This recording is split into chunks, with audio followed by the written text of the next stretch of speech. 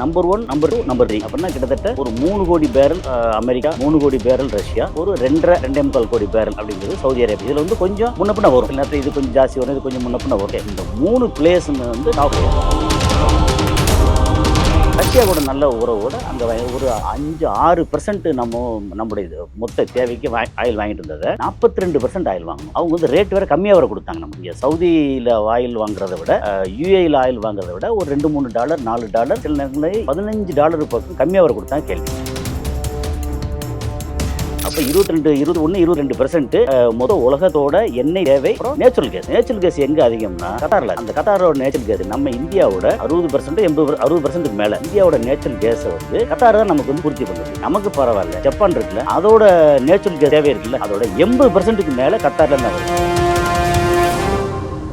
Marina beach இருக்கு. அங்க இருந்து 12 நாட்டிகள் மேல கிட்டத்தட்ட ஒரு 17-18 கிலோமீட்டர் அது வரைக்கும் இந்தியாவுக்கு சொந்தம். அது மாதிரி அங்க வந்து 33 கிலோமீட்டர்ல 17-18 இவங்களுக்கு சொந்தம் வரணும். ஆனா 33ல பாதி எடுத்தாக்க கூட 15 கிலோமீட்டர் வந்து இவங்களுக்கு சொந்தம், ஈரானுக்கு. அங்க இந்தியாவில இருந்து துணி வகைகள் போகணும்னு வச்சுங்களேன், கப்பல்ல கண்டெய்னரா போயிட்டு அங்க வந்து இறங்கணும். இல்ல மருந்து பொருள் போகலாம், உணவுப் பொருள், பதப்படுத்தப்பட்ட உணவுப் பொருள், சீ ஃபுட்டு போகலாம், என்ன வேணா போகலாம்ல. அதுல நிறைய இந்த ரூட்ல தான் எப்படி பார்த்தா அந்த 8 கிலோமீட்டர் இருக்குல்ல, அது ஈரானோட 8 கிலோமீட்டருக்குள்ள தான் போயாகணும். ஒரு இடம் இருக்கு, மொரிஷியஸ் தீவோட சேர்ந்தது நம்மளுடைய மால்தீவ்ஸ் இருக்குல்ல, மால்தீவ்ஸ்க்கு கீழே இந்திய பெருங்கடல்ல சென்ட்ரல்ல இருக்க ஒரு இடம். அது வந்து பிரிட்டிஷோட, அது பிரிட்டிஷ்க்கும் மொரிஷியஸ்க்கும் அக்ரிமெண்ட். அதை வந்து அமெரிக்காவுக்கு கொடுத்துருக்காங்க. அப்ப என்ன சொல்றாங்க, முதல்ல அந்த இடத்த கூட நாங்க தரமாட்டோம் ஈரான் அடிக்கிறதுன்னு சொன்னாங்க. ஓகே, ஆனா அதுக்கப்புறம் இப்ப என்ன சொல்றாங்கன்னா, இல்ல நாங்க இடத்த தர்றோம், ஆனா நாங்க வந்து நேரடி யுத்தத்துக்கு வர மாட்டோம், உங்களோட சேர்ந்து வர மாட்டோம். வணக்கம். World war 3 வரப்போகுதா? ஈராக் சின்னதா நடந்து முடிஞ்சிருமா? அப்படின்னு சொல்லி நெறைய கன்ஃப்யூஷன்ஸ் இருக்கு. அதுக்கு நம்ம கூட ஜியோ பாலிடிக்ஸ் எக்ஸ்பர்ட் கசாலி இருக்காரு. வணக்கம் சார். வணக்கம் சுதந்திரன். இப்ப என்ன நிலைமை அப்படின்றத ஜென்ரலா ஒரு ஆடியன்ஸா கேட்குறேன் சார். என்ன நிலைமையில இருக்கு வார்? நானுமே வந்து ஒரு ஆடியன்ஸ் பாயிண்ட் ஆஃப் வியூல தான் பார்க்குறேன் நான். ஆனா என்னன்னா, நான் பார்க்குற விஷயத்துல வந்து நிறைய தேடி தேடி படிக்கும்போது அ சில விஷயங்கள்லாம் இப்படிலாம் இருக்கான்னு அட்வான்ஸா யோசிக்க முடியுது. ஓகே. சில இதில முக்கியமா என்னன்னா, ஆ நம்பர் 1 வந்து அடுத்த சுப்ரீம் லீடர் அயத்துல்லா கமேனி, அவரோட 2வது மகன் முஜ்தபா கமேனி. அவர வந்து செலக்ட் பண்ணியிருக்காங்க. பட் இன்னும் அஃபிஷியலா வந்து இன்னும் ஸ்வோன் இன் பண்ணல. அது ஒரு பக்கம். அப்புறம் இன்னைக்கு ரொம்ப முக்கியமான செய்தியா என்ன வந்துச்சுன்னா, ஆ இந்தியாவோட கிட்டத்தட்ட 40 எண்ணெய் கப்பல்கள் அந்த ஹார்மோஸ் ஸ்ட்ரெய்ட் ஆஃப் ஹார்மோஸ்ன்னு இருக்கு. அதில வந்து அலோவ் பண்ணல. அவங்க அலோவ் பண்றது 2 நாட்டோட கப்பல்கள் மட்டும். எதுனா, ஒண்ணு சைனா, இன்னொன்னு ரஷ்யா. சைனாவோட கப்பல் அலோவ் பண்ணாம இருக்க முடியாது. ஏன்னா, சைனாவுக்கு மேஜர் எண்ணெய் அ ஈரான்லேருந்து தான் வருது. ஸோ ஈரான்லேருந்து எவ்வளோ எண்ணெய் டெய்லி வந்து உற்பத்தி ஆகுதுன்னு சொன்னா கொஞ்சம் புரிதலுக்கு ஈஸியா இருக்கும். நமக்கு வந்து அ உலகத்தில டெய்லி வந்து கிட்டத்தட்ட 10 கோடி பேரல் அப்ராக்ஸிமேட்டா உற்பத்தி ஆகிறது. அதில நம்பர் 1, நம்பர் 2, நம்பர் 3 அப்படின்னா கிட்டத்தட்ட ஒரு 3 கோடி பேரல் அமெரிக்கா, 3 கோடி பேரல் ரஷ்யா, ஒரு 2.5 கோடி பேரல் அப்படிங்கிறது சவுதி அரேபியா. இதில வந்து கொஞ்சம் முன்ன பின்ன வரும். சில நேரத்தில இது கொஞ்சம் ஜாஸ்தி வரும், இது கொஞ்சம் முன்ன பின்ன வரும். ஓகே. இந்த 3 பிளேயர்ஸுமே வந்து டாப் பிளேயர்ஸ். ஓகே. அதுக்கு அப்புறம் வந்து நீங்க குவைத்தில இருக்கு, அ ஈரான்ல இருக்கு. ஈரான்ல எவ்வளோ வருது அப்படின்னா, 42,00,000லேருந்து 45,00,000 barrel per day crude oil உற்பத்தி ஆகுது. அதுக்கப்புறம் யுஏஇல வந்து அபுதாபில இருக்கு. அதுக்கப்புறம் ஈராக்ல இருக்கு. அப்புறம் அ குவைத்தில வந்து சின்ன கண்ட்ரி. அது வர்றதே வந்து ரொம்ப அந்த மக்களுக்கு போதுன்ற அளவுக்கு பெரிய அளவுக்கு வந்துருக்கு. ஸோ இதெல்லாம். இது வந்து பேசிக். அங்க நமக்கு இந்தியாவு கப்பல் ஏன் அப்டின்னா, இந்தியா முன்னாடி ஈரான்லேருந்து ஸ்ட்ரெய்ட்டா வாங்கிட்டு இருந்தோம். ருப்பி அண்டு ம க இவங்களுடைய ரியால்ல. ஓகே, வாங்கிட்டு இருந்தோம். அந்த இடையில இவரு வந்த புதுசுல நம்ம போன ஜனவரி அ ட்ரம்ப் வந்தாரா? வந்த உடனே கூப்ட்டு, "நீ வந்து ம இங்க வாங்கக்கூடாது. ஈரான்ல வாங்கக்கூடாது." அப்டின்னோனே, "சரி ஓகே பாஸ்" அப்டின்ட்டு ஈரான்ல வாங்குறத கட் பண்ணிட்டோம். ஓகே. அப்போ ஈரானுக்கு வந்து கொஞ்சம் வருத்தப்படுவாங்களே. என்னதான் இருந்தாலும் ஒரு ராஜ்ஜியர் இருந்தா கூட, ஓகே நாட்டுக்கு நாடு சரி பரவால்ல. அவங்க நாடு அவங்க எடுத்துக்கிறாங்க பரவாயில்லன்னு சொல்லிட்டு, அவங்க வந்து ஒண்ணும் கண்டுக்கல. ஏன்னா இந்த நேரத்தில உலக அளவுல அவங்களுக்கு அ பொருளாதார தடை விதிச்சிருக்காங்க. அதனால வந்து வாங்கல. சரி. ஆனா, அ ரஷ்யா இருக்கு இல்லையா? ரஷ்யாவுக்கும் பொருளாதார தடை விதிச்சிருக்காங்க அமெரிக்கா. அமெரிக்கான்னா என்ன? யுஎன் மூலமா விதிச்சிருக்காங்க. ஏன்னா, யுக்ரைனோட சண்டை போட்டுட்டு இருக்காங்க அப்படின்னு பொருளாதார தடை. ஆனா நம்ம வந்து ரஷ்யா கூட நல்ல உறவோட அங்க ஒரு 6% நம்முடைய மொத்த தேவைக்கு ஆயில் வாங்கிட்டு இருந்தத 42% ஆயில் வாங்குனோம். அவங்க வந்து ரேட் வேற கம்மியா வேற குடுத்தாங்க நமக்கு. இங்க சவுதியில ஆயில் வாங்குறத விட, யுஏஇல ஆயில் வாங்குறத விட ஒரு $2, $3, $4 சில நேரங்கள்ல $15 பக்கம் கம்மியா வேற குடுத்தாங்க கேள்வி, அங்கேருந்து. அப்ப நம்ம வந்து 42% நமக்கு தேவைக்கு அங்க வாங்குனோம். மிச்சதெல்லாம் சவுதியில, யுஏஇல அப்புறம் கொஞ்சம் வந்து வெனிசுலால கொஞ்சம் வாங்குனோம். அமெரிக்கா வந்து நேரடியா சில நேரம் அங்கேருந்து குடுத்தா கூட, இல்லன்னா இந்த ஈராக்ல இருக்கிற எண்ணெய வந்து அமெரிக்கா டீல் பண்ணுவாய்ங்க. இப்படித்தான் நம்ம மொத்தத்துக்கு இது புரிதலுக்காக சொல்றது. இதுல அ அந்த இடத்துல ஏன் கப்பல் வந்து அங்க நிக்குது? மூவ் பண்ணியாச்சுன்னா போட்டு தள்ளிருவேன்ற அளவுக்கு அவங்க மிரட்டி வச்சிருக்காங்க. மூவ் பண்ண முடியாது. ஓகே. என்னன்னா, எவ்ரிடே வந்து 100க்கும் மேற்பட்ட எண்ணெய் கப்பல். அங்க அந்த மேப்ல சொன்னோம்னா, கரெக்ட்டா அது எது நம்முடைய நேயர்களுக்கு எக்ஸ்ப்ளைன் பண்ணிருவோம். ஏன்னா வந்து மூவி வேர்ல்டு நேயர்கள் புதுசா பார்க்குறாங்கன்னா, இதுக்கு வந்து எக்ஸ்ப்ளைன் பண்ணிறலாம். எப்படின்னா, நமக்கு வந்து அ இந்திய பெருங்கடல்ல வருது. அதுக்கப்புறம் வந்து கீழ இந்த ஒரு பாட்டம்ல இப்படி இப்படி மாரி ஒரு கேக்கு துண்டு மாரி வரும். அது வந்தோனே கீழ வந்து இந்த பக்கம் ஓமான், இந்த பக்கம் ஏமன். அதுக்கு மேல அப்படி போனீங்கன்னா, சவுதி அரேபியா பெரிய நாடு. நீங்க ரைட் சைட்ல பார்த்தீங்கன்னா, அந்த அந்த எட்ஜ்ல பார்த்தீங்கன்னா, ஓமானுக்கு நேர மேல அங்க பார்த்தீங்கன்னா, அ யுஏஇ இருக்கு.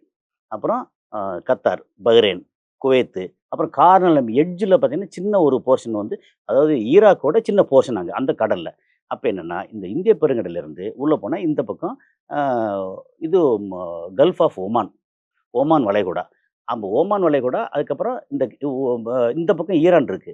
ஈரானுக்கும் யுஏஇ, சவுதி அரேபியா இருக்கு இல்லையா? இதுக்கு இடையில வந்து ஒரு சின்ன கடல் ஏரியா இருக்கு. அது வந்து பெர்ஷியன் கல்ஃப். இந்த ஓமான் கல்ஃப், கல்ஃப் ஆஃப் ஒமானுக்கும் பெர்ஷியன் கல்ஃப்க்கும் இடையில வந்து ஒரு மூக்கு மாரி வளைஞ்சு வரும் ஒரு இடம்.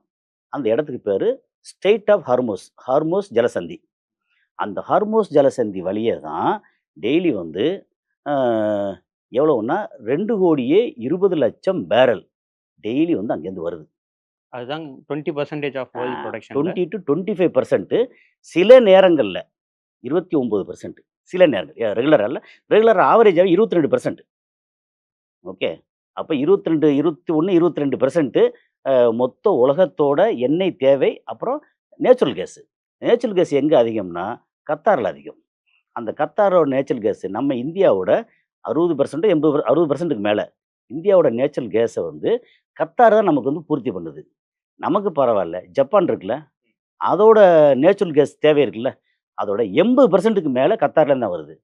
அதுபோக சவுத் கொரியா. அப்புறம் அங்கேருந்து சுத்திகரிச்சு அங்க பக்கத்துல சிங்கப்பூர், மலேசியா, அ அப்புறம் அங்க புருனேல இருக்கிறதெல்லாம் வந்து மலேசியாக்கு அங்கெல்லாம் போகும். அது வேற. இந்த பக்கம் ஏசிய நாடுகள்ல வந்து நெறைய சுத்திகரிச்சு, சுத்திகரிச்சு எல்லா நாட்டுக்கும் வந்து அனுப்புவாங்க.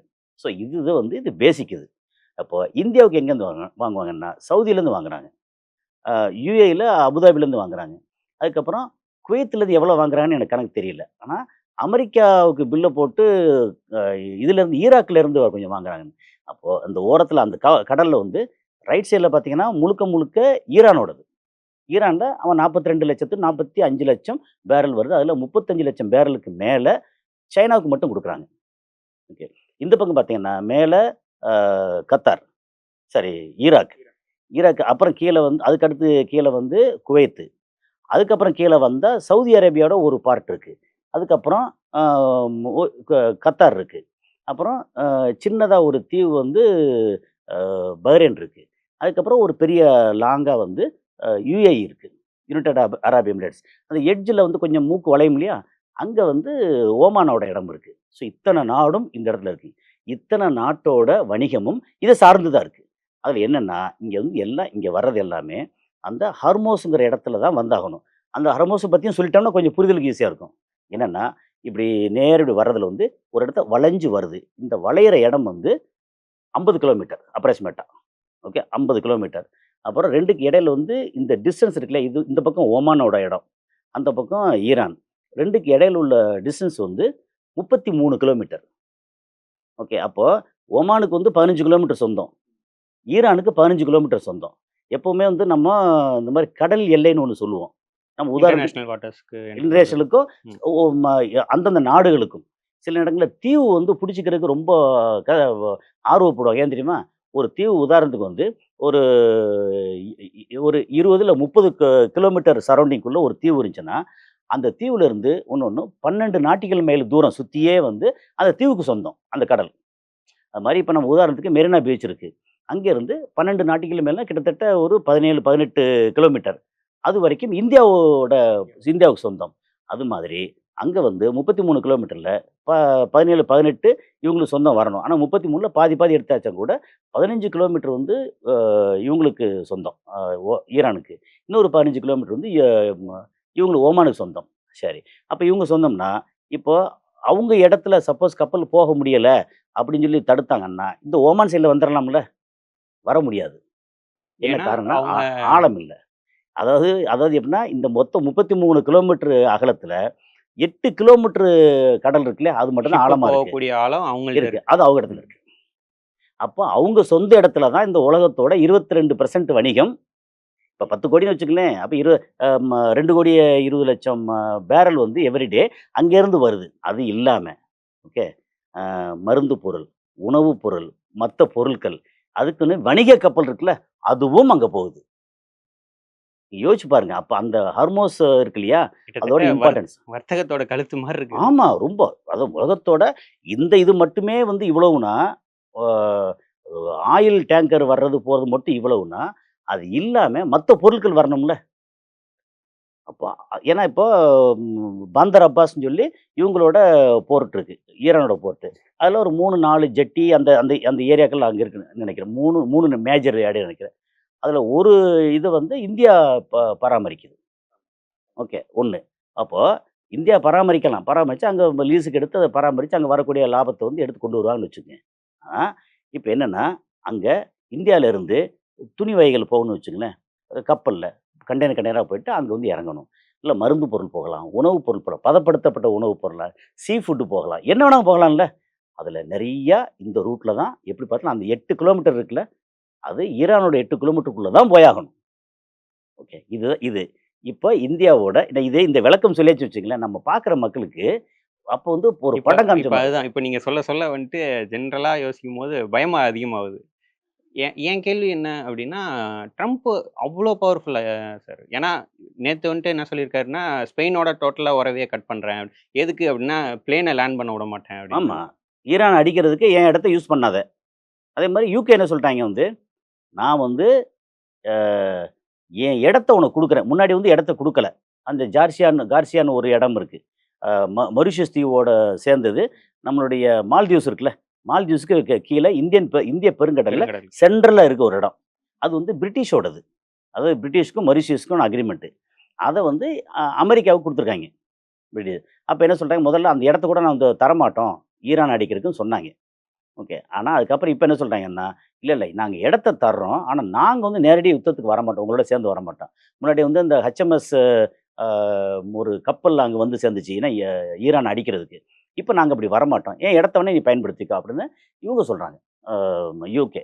ஆனா, அ ஸ்பெயின் என்ன சொன்னாங்கன்னா, அ என் இடத்த நீ பயன்படுத்தாத. ஈரான் அடிக்கக்கூடாது அப்படின்ட்டாங்க. அப்ப நீ வந்து துரோகி. இப்படி பண்ணிப்புட்டியா அப்படின்னு சொல்லி ட்ரம்ப் வந்து எத எடுத்தாலும் வந்து பயங்கரமா பேசுவார்ல.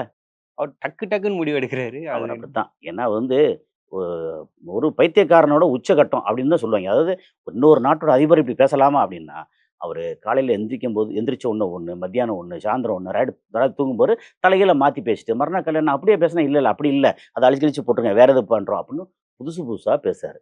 அப்புறம் அவர் வந்து வந்ததிலிருந்து சண்டை போடாத நாடு எதா இருக்கா யோசிச்சு பாருங்க. நம்மள கூட அதாவது டாக்ஸ் வச்சுன்னு இருக்கிறாரு. எடுத்த உடனே ஒரு மிகப்பெரிய நாடு. அதுக்கு இல்ல நார்த் அமெரிக்கால அ இவங்க 50 ஸ்டேட் இருக்கு. அப்ப மிகப்பெரிய நாடு கனடா.